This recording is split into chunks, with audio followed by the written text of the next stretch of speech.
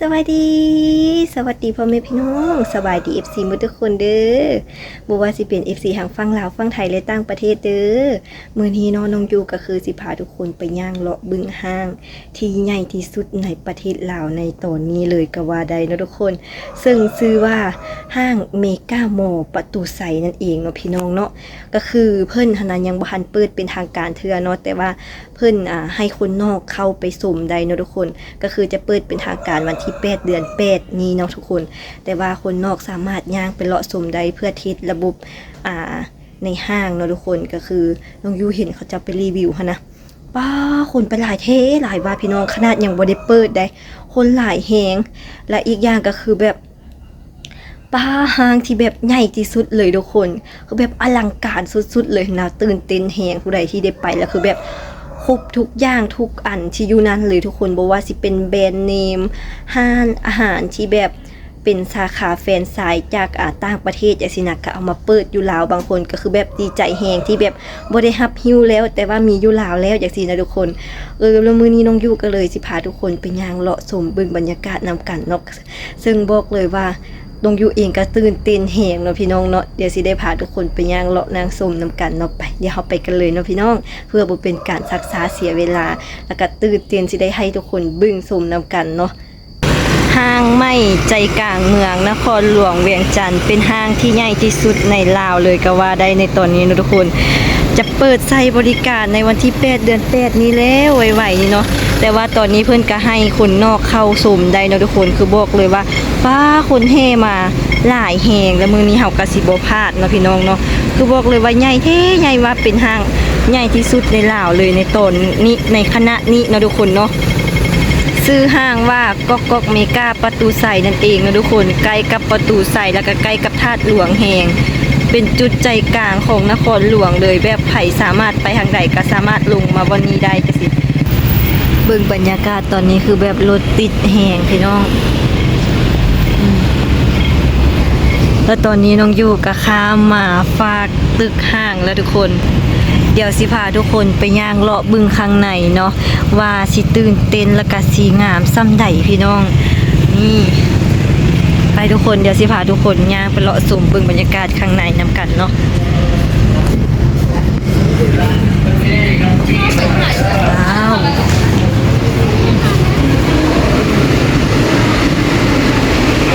นี่เข้ามาแล้วทุกคนว้าวหรูหรามากพี่น้องคือแบบสวยงามแฮงอันนี้ก็คือโซนด้านล่างของห้างเมกะมอลล์นี่เข้ามาปุ๊บกระสีอย่างแรกที่เราสิได้เห็นนั่นก็คือเจ้าถิ่นนั่นเองเนาะเพิ่นจะมีฮูกหมา2ตัวนี่ทุกคนที่จะเฝ้าห้างเป็นเจ้าถิ่นของห้างนี้ คือแบบใครมาก็ต้องได้เช็คอินอยู่นี่ทุกคนเพราะว่ามันงามอีหลีขนาดพี่น้องตัวใหญ่แหงเด้อพี่น้องเด้อตัวจริงนะเพราะว่าเป็นหูปปันเป็นหูปการ์ตูนของหมาเนาะบรรยากาศซ่านลุ่มก็สิประมาณนี้เลยทุกคนนี่สิมีห้านขนมห้านน้ำห้านอันนี้ก็เป็นบารีบักเก็ตเนาะทุกคนเนาะปารีสบักเก็ตห้านอีดิยาห้านน้ำห้านกาก้าห้านโอ้หลายอย่างแหงทุกคนคือแบบมีแต่ห้านน้ำห้านอาหารที่เป็นแบบแบรนด์จังซี่นะทุกคนนำเข้าจังซี่นะโซนด้านนี้ก็สิเป็นฟู้ดเวิร์ดออกเสียงสำเนียงอังกฤษบ่ถูกพี่น้องสำเนียงลาวตอนนี้นะคืออะไร คือใครคือใครไผ่นี่นะโอเคทุกคนบ่ฮู้อยู่ๆมันไผ่เนาะบ่ยอกเนาะก็คือคนฮู้จักเฮ็ดเวียกนำกันเดี๋ยวสิแอบกระซิบอยู่ด้านอยู่ท้ายคลิปว่าน้องอยู่ตอนนี้เฮ็ดเวียกอยู่ใส่พี่น้องอันนี้สิโซนนี้ก็สิขึ้นไปชั้น2เนาะเดี๋ยวสิพาทุกคนย่างเลาะเบิ่งบรรยากาศชั้น1ก่อนคือแบบกว้างแฮงขนาดพี่น้องกว้างเลยคือแบบอาหารก็หลากหลายอย่างแฮงอันนี้สิเป็นของฟู้ดเวิร์ดฝากนี่โซนนี้ทุกคนเป็นโซนซิกเนเจอร์เลยก็ว่าได้เพราะว่าจะเป็นจุดที่แบบหลายคนมาแล้วแบบได้ย่างไปเมื่อยแหงนะทุกคนแล้วก็สามารถมาพักผ่อนอยู่นี่ได้เพราะว่าเพิ่นจะมีบันไดให้แล้วก็มีที่นั่งให้แบบหลากหลายแหงหลายคนมาก็ต้องได้เช็คอินอยู่บนนี้แล้วก็ถ่ายรูปนี่สวยแหงพี่น้องอุ้ยถือว่าคักแหงพี่น้องก็คือยังบ่ทันได้เปิดมาเป็นทางการเทื่อใดนี่นะแต่ว่าเพิ่นให้คนเข้ามาชมได้เนาะทดลองระบบของ ทดลองระบบของห้างเนาะทุกคนเนาะก็ถือว่าคนเข้ามาหลายแฮงมื้อนี้นะพี่น้องก็คือเพิ่นเปิดให้มาอาทิตย์นี้แหละทุกคนเริ่มมาคนมาหลายแล้วคนฮู้จักเริ่มเห็นห้างเปิดจังซี่นะคนลาวหลายๆคนบ่รวมแต่คนลาวเลยรู้สึกว่าต่างประเทศก็หลายรู้สึกว่าสิทุกคนยังบ่เป็นมือเปิดแท้อันนี้ก็คือมือเปิดให้เทศระบบซื่อๆเนาะทุกคนเนาะก็ถือว่ามาหลายแฮง 2-3 มื้อนะทุกคนคนเต็มห้างเลย อันนี้สิเป็นบรรยากาศของร้านอาหารคือกันเนาะทุกคนเนาะอันนี้ก็จะเป็นด็อกกี้ร้านด็อกกี้ร้านอาหารของอาหารญี่ปุ่นมั้งทุกคนคือแบบหลายแห่งได้แต่เฮาก็บ่ฮู้จักดอกว่าห้านหยังเด้หลายคนเห็นคลิปนี้ก็สิฮู้ดอกว่าห้านหยังมีห้านหยังเด้จังซี่นะทุกคนมาเตสประเทศใดดังอยู่ประเทศใดจังซี่นะอาหารเป็นจังไดจังซี่นะเฮาเชื่อว่าหลายคนก็ต้องฮู้จักแต่สำหรับเฮาอาจจะบ่ฮู้จักแล้วก็เพิ่นจะมีโซนให้แบบนั่งจังซี่นะทุกคนหลายได้หลายเลยแหละถูกใจแบบหลายๆคนที่แบบไปลิ้นห้างแบบบ่อยากนั่งอยู่ห้านอาหาร แต่ว่าเมื่อยอยากพักผ่อนจังซี่นะตอบโจทย์ได้ดีเลยห้านนี้นะทุกคนห้างเมกานี่นะบางห้านก็อาจจะยังบ่หันเปิดเทื่อเนาะทุกคนเนาะแต่ว่าบางห้านก็คือเปิดให้ใช้บริการแล้วเนาะก็สิประมาณนี้เลยพี่น้องนี่อันนี้สิเป็นร้านคือหลายร้านแหงพี่น้องนี่บรรยากาศสิประมาณนี้เลยคนก็หลายแหงช่วงนี้นะทุกคนหลายแม่นช่วงประมาณ10 โมง7-8 โมงแรงประมาณนี้นะพี่น้องอุ้ยคนหลายเบิ่งแต่ละหานคือแบบเรียนติดเลยพี่น้องแต่โซนสั้นหนึ่งก็สิประมาณนี้บางบ่อนก็ยังบ่หันได้เปิดเทื่อจะสิพาทุกคนไปย่างเลาะบึงชั้น2เนาะมีคนหลายแหงพี่น้องบึงปาติโต้คอมเนอร์ป้าทุกคนคือแบบคนตนได้ต่อแถวกันซื้อความว่าแบบลูกค้าหลายแหงห้านี้นะทุกคนทั้งหมดจะมีอยู่5ชั้นเนาะทุกคนก็คือชั้นแรกเพิ่นจะเป็นโซนอาหารฟู้ดเวิร์ดห้องจัดงานซุปเปอร์มาร์เก็ตโซนชั้นที่2ก็สิเป็นโซนอาหารคือการไลฟ์สไตล์เครื่องดิจิตอลธนาคารเอ็มฮอศูนย์จัดงานเนาะทุกคนชั้น3สิเป็นพวกแฟชั่นสุขภาพความงามคิสเวิร์สโซนบันเทิงประมาณนี้ชั้น3นะทุกคนชั้น4สิเป็นสินค้าพรีเมียม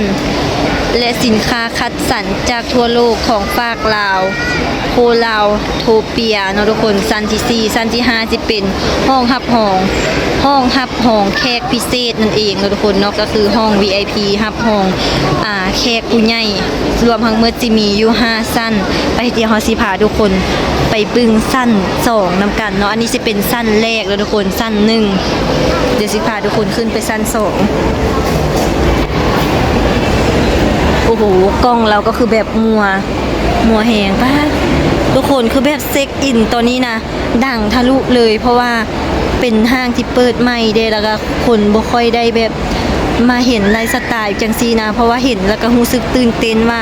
ประเทศลาวเฮาตอนนี้ก็คือพัฒนาไปหลายแห่งแล้วเนาะพี่น้องเนาะอันนี้สิเป็นชั้น2เนาะพี่น้องเนาะชั้น2ก็สิประมาณนี้เลยสามารถ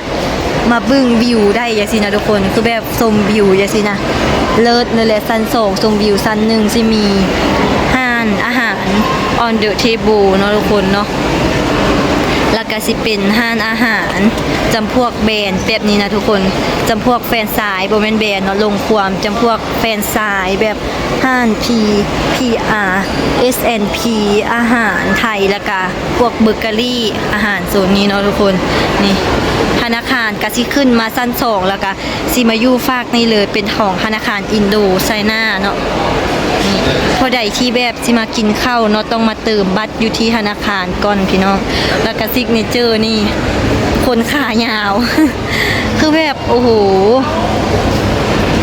ว้าวอันนี้ก็สิเป็นห้านอาหารญี่ปุ่นเนาะทุกคนเนาะห้าน ารเซนอาหารญี่ปุ่นคือแบบคนห้านนี้กับคนเข้าหลายได้พี่น้องคือแบบสิเป็นบุฟเฟ่ต์ก็คือเริ่มต้น 599,000 กีบเนาะทุกคนนี่เดี๋ยวสิมี3ระดับก็คือระดับที่2 899 1,199,000โอ้สิได้กินรวมประมาณนี้เลยเดี๋ยวย่างมาศูนย์นี้และแล้วศูนย์นี้ทุกคนอยากแนะนำเป็นพิเศษเลยห้านนี้ทุกคนก็คือห้านคิดตัวเจสเนาะพนักงานเขากันสิโลต้อนรับอยู่อย่างนี้ ว้ายพี่น้องป้าผู้สาวงามเทเอาไม่ดูซิกเนเจอร์ก็คือ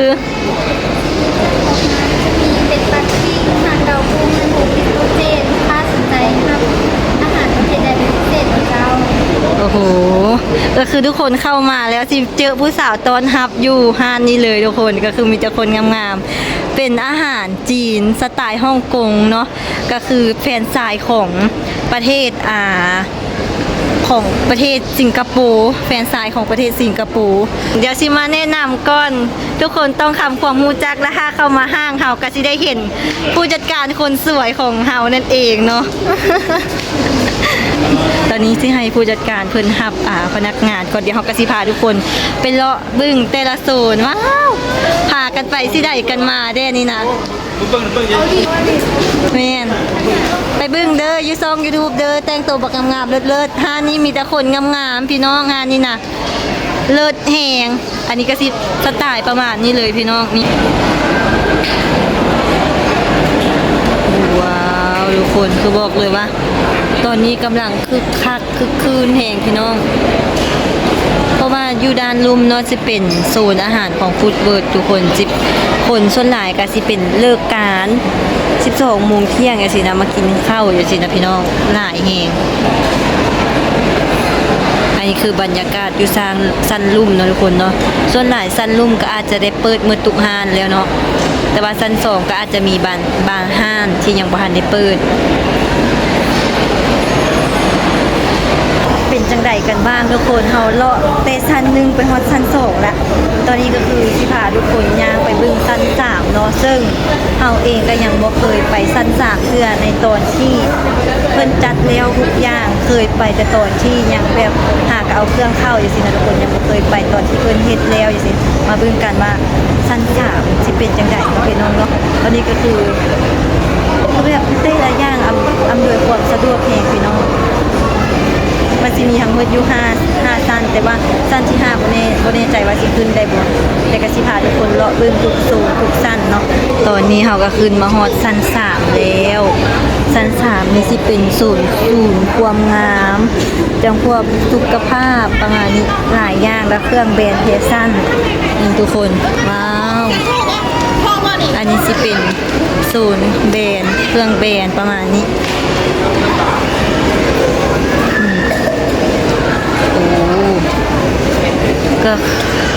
ก็คือเสื้อผ้าแบบ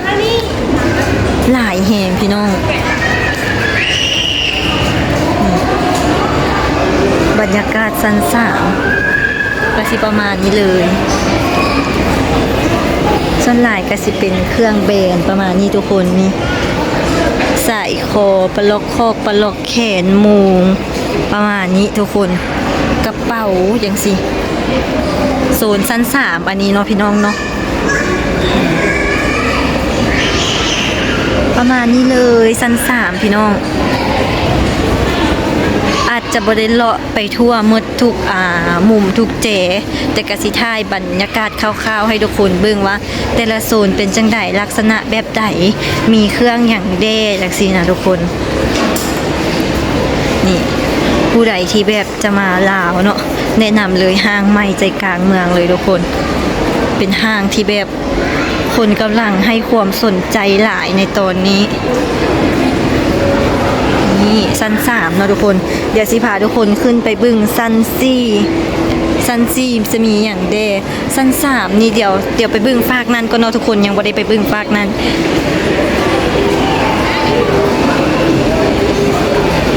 ก็สิมีพวก อันนี้สิเป็นอุ้ยโซนนี้คนหลายแหงพี่น้องโซนนี้นะนี่ศิลปะภาพเคลื่อนไหว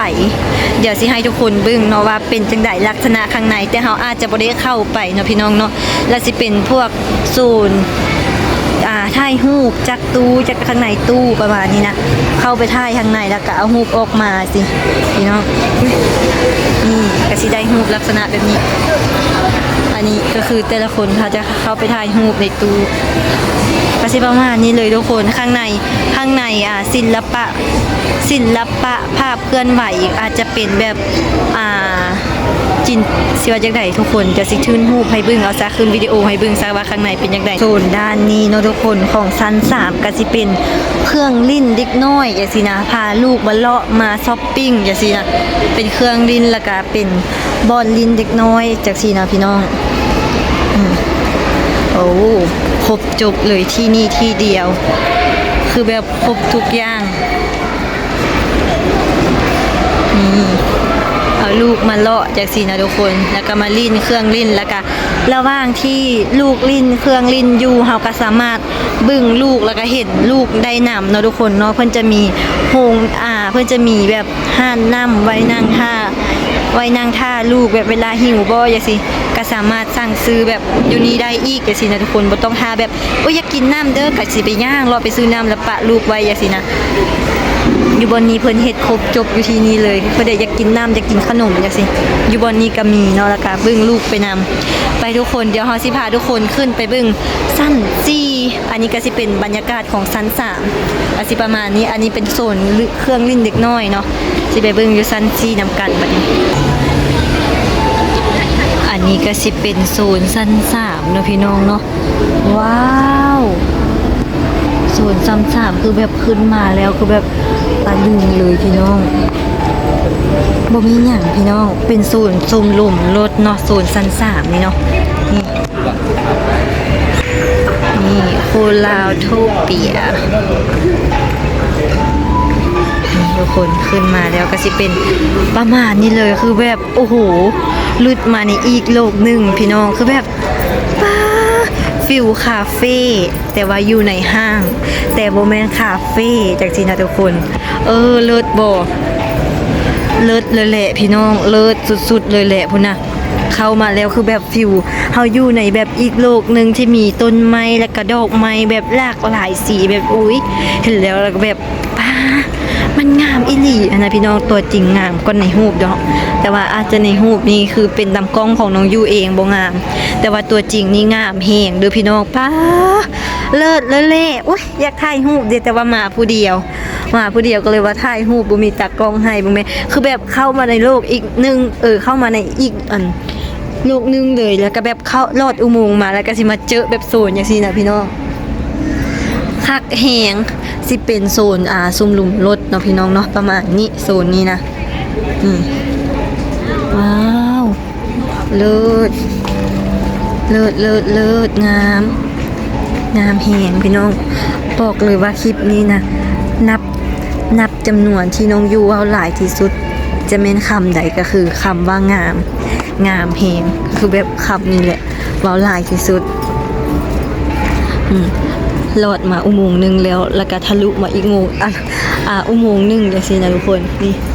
ไปบึ้งอยู่ว่าสั้นถึงนี่มุมอยู่ลุ่มเลี้ยวมาสิงามส่ำใดเนาะอันนี้ก็สิเป็นมุมสูงนะทุกคนเนาะก็สิประมาณนี้เลยชั้น4ทุกคนอันนี้นะชั้น4ทางเคิงก็สิบ่มีหยังแบบเรียบๆไปเลยแต่ว่าสามารถบึ้งเห็นอยู่ทางลุ่มได้แบบคักแหงพี่น้องไหมงามแหงเด้อชั้นนี้นะงามพี่น้องแนะนำชั้นนี้อีกเป็นชั้นที่แบบกำลังที่แบบสิว่าจังได๋มาถ่ายรูปจังซี่นะฟิลคาเฟ่แต่บ่อยากเข้าคาเฟ่จังซี่นะผู้ใดที่แบบอยากเข้าบ่อยากเข้าคาเฟ่ไปถ่ายรูปจังซี่นะแต่ว่าอยากได้ฟิลคือคาเฟ่จังซี่นะทุกคนมาทางนี้ได้เลยโซนนี้ชั้น4แนะนำเลยพี่น้องโอเคทุกคนตอนนี้เราก็สิได้ลงแล้วได้บัดนี้นะก็สิพากันกลับละพาทุกคนมาบึ้งแต่ละโซนชั้น1ชั้น2ชั้น3ชั้น4ประมาณใดแล้วก็เป็นจังไดคือแบบใหญ่แฮงพี่น้องตอนนี้นะคือห้างใหญ่อีหลีเลาะทุกมุมทุกแจก็อาจจะบ่หมดแต่ว่า น้องยูเลาะเดมุมคร่าวๆแล้วก็แบบที่ให้ทุกคนเห็นได้อย่างสินะแล้วก็น้องยูเลาะได้เทื่อการน้องยูอาจจะบ่มีเวลาหลายอย่างสิทุกคนแต่ว่าตอนนี้ขณะน้องยูต้องได้ไปเข้าเวียกต่อแล้วก็คือเดี๋ยวมาเบิ่งว่าชุดพนักงานชุดยูนิฟอร์มของน้องยูสิเป็นจังไดและน้องยูเฮ็ดเวียกอยู่ไสก็คือแอบกระซิบนิดนึงเพราะว่าน้องยูขณะเฮ็ดเวียกอยู่ห้างเมกาโมลเด้อพี่น้องเนาะหลายคนก็อาจจะยังบ่ฮู้แต่ฮู้ว่าน้องยูเฮ็ดเวียกอยู่ในเวียงจันทน์แต่ยังบ่ฮู้ว่าเฮ็ดอยู่บ่อนใดมื้อนี้น้องยูจะมาเปิดบ่อนเฮ็ดเวียกของน้องยูไปพร้อมเลยก็คือเฮ็ดอยู่ในห้างเมกานี่แหละทุกคนแต่ยังบ่บอกว่าห้างใดแล้วก็เฮ็ดอยู่ใส่ชุดยูนิฟอร์มเป็นจังไดอย่าสินะรอลุ้นกันอีกเทื่อนึงแต่ว่าคร่าวๆที่น้องยูให้คลิปให้ทุกคนได้เบิ่งเท่านั้นทุกคนก็อาจจะเห็นแล้วชุดยูนิฟอร์มแล้วก็ห้างของน้องยูเนาะที่น้องยูเลาะถ่ายคลิปเมื่อกี้นี้แต่ว่าน้องยูอาจจะบ่ได้บอกว่าอันนี้ของอาหารน้องยูเด้ออย่าสิทุกคนเดี๋ยวมื้อนี้สิไปเปิดให้ทุกคนได้เบิ่งนํกันแล้วก็เห็นนํกันตอนนี้ก็คือพาทุกคนมาเลาะชมเบิ่งบรรยากาศในห้างเมกาโมลทั้งหมดอยู่4โซนให้เบิ่งเนาะโซนที่5อาจจะขึ้นไปบ่ได้เพราะว่าเป็นโซนรับแขกของ VIP เพิ่นจะบ่อยากให้ขึ้นไปเนาะทุกคนเนาะโอเคทุกคนเดี๋ยวเราไปเจอกันอีกเทื่อนึงตอนนี้น้องยูสิขอตัวกลับไปเปลี่ยนเครื่องแล้วก็เฮ็ดเวียกต่อก่อนเนาะพี่น้องเนาะอันนี้รวมทั้งถึงทั้งลุ่มอันนี้นะแบรนด์ทั้งลุ่มแบรนด์ยูลุ่มมันก็สิมีอยู่ประมาณนี้แบรนด์ยูลุ่มอันนี้ของฟู้ดเวิร์ดอันนี้ก็คือของซัน2ก็คือแบรนด์ซัน2ก็สิมีอยู่ประมาณนี้ แล้วเข้ากล้องนะ ทุกคนตอนนี้ก็คือเมื่อกี้นี่เป็นอีกสูตรหนึ่งวันนี้น้องอยู่กับเพียนมาเป็นอีกสูตรหนึ่งแล้ว ผู้จัดการถามแล้วอันนี้คือน้องๆที่เฮ็ดเวียกกับการเอาผู้ใดอยากเข้ากล้องนำเข้าเอาพวกกันที่เข้าบ่เข้ามาเอาพวกเข้ามาเข้าอีกบ่เข้าอีกบ่จะเข้าอีกบ่มาเข้าน้ำเต็มเอาบ่มีโฆษณาของอินดิยาเนาะก็คืออยากออกไปเลยอยากเป็นอินดิยาอยากเป็นสปอนเซอร์ให้เฮาได้เด้อทุกคนตอนนี้ก็คือเปลี่ยนสุดแล้วน้องยูเฮ็ดเวียกอยู่ห้างคิโตเจก็คือห้างอาหารจีนอยู่ห้างเมกาโมลเนาะใครไปมาก็คือสามารถมาแวะหาน้องยูได้เนาะก็คือ FC ทางฝั่งไทยอยากเห็นน้องยูบ่เคยเห็นน้องยูอย่างสินะเดี๋ยวนี้น้องยูมาประจำเมกาโมลแล้วนี่ผู้จัดการนี่ก็บ่เห็นก็คือตอนนี้น่ะที่ผ่านประจำแล้วก็อัดวิดีโอตัดต่อลงแล้ว ก็อยู่ตรงแจ้งค่ะให้ กลับก่อนครับ เอาไปติดตาม ช่องยูทูบน้องแฟดบอมยูเด้อติดตามแน่ก็คือตอนนี้นะที่พากันเหนือมันละเหลือแต่เห่าพี่น้อง บ๊ายบายเด้อ บ๊ายบาย ไปยุ่งเสร็จแล้วนะ ยังไม่ได้ให้เซ็นเนาะเบิ่งแม่พี่น้องหลายตำแหน่งโพดตอนนี้นะลืมเลยพนักงานถามเซ็นลายเซ็นละ